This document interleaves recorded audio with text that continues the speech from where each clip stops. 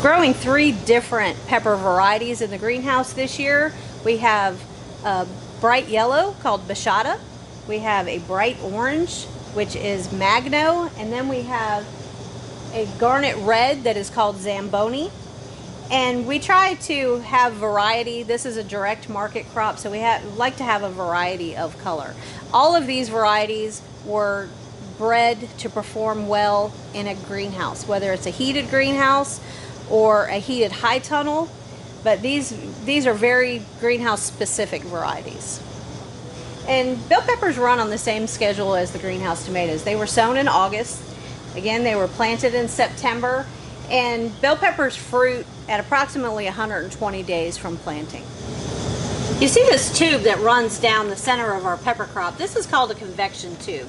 So one of the challenges of working in a greenhouse, especially in Florida, is that we have high humidity.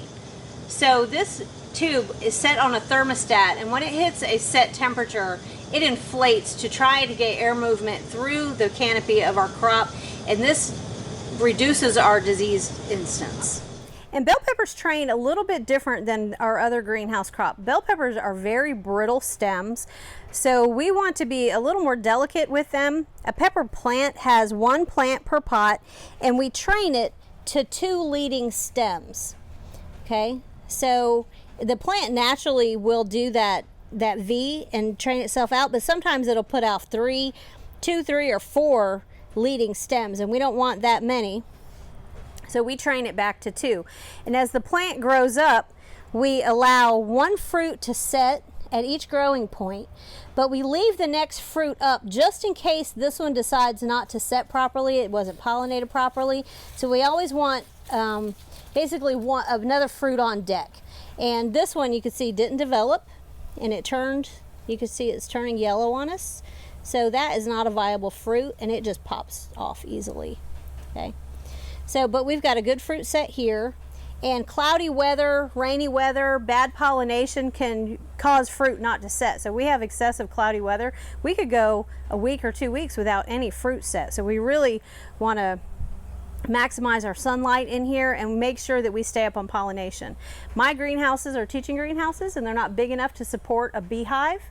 That they use bumblebees for pollination, so I come through and I hand pollinate my plants. You could come through once a week or every 2 days actually, and just tap the cables up at the top and vibrate the plants, or you can use, I know people who use a electric toothbrush to pollinate the plants, or I use what is called a veggie bee pollinator, and it's a small wand, it's battery operated, and you just touch the flowers and it releases the pollen.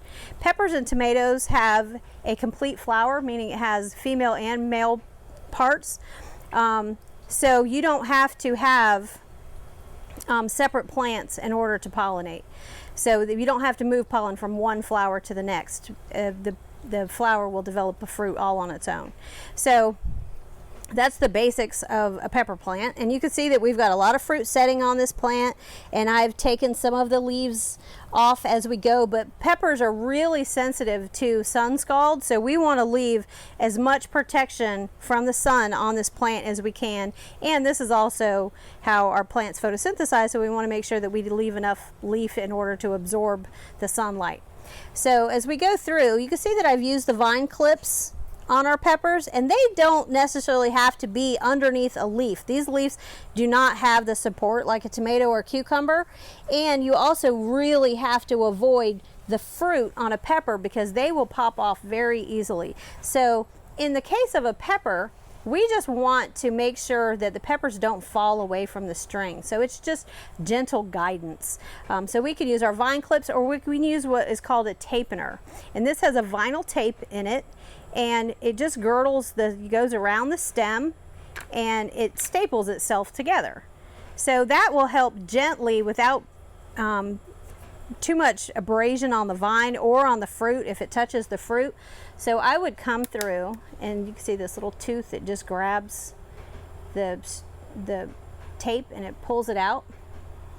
So I'm going to come gently in around the string and the plant, and it doesn't have to be tight because these plants thicken up, the stems thicken as they grow, and if you put it too tight, it'll actually grow into the string or the tape later. So, okay.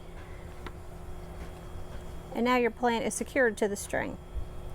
We've trained and we've planted and we've pruned our leaves off of the bottom of this pepper. So what we want to do is, we talked about having our fruit load on our other plants, and it is the same for a pepper. The more fruit you have, the smaller your fruit are going to be, and the more it takes away from the plant's ability to grow. So it will abort fruit as well. So I know that I've got fruit at the bottom that are almost ready to harvest. These are colored peppers, so I'm waiting for my color. But I can see that in this internode, I've got a good fruit set. And the next one up, I actually have another fruit set. So that means, and the week above it, I've also got another fruit set. So I don't need this fruit to set. So I don't want to lose the leaf. So I'm going to come in very carefully, and I can do this with either my fingers or with small clips, snips, and I'm just going to clip out that growing point in that fruit, but I'm going to leave this leaf attached.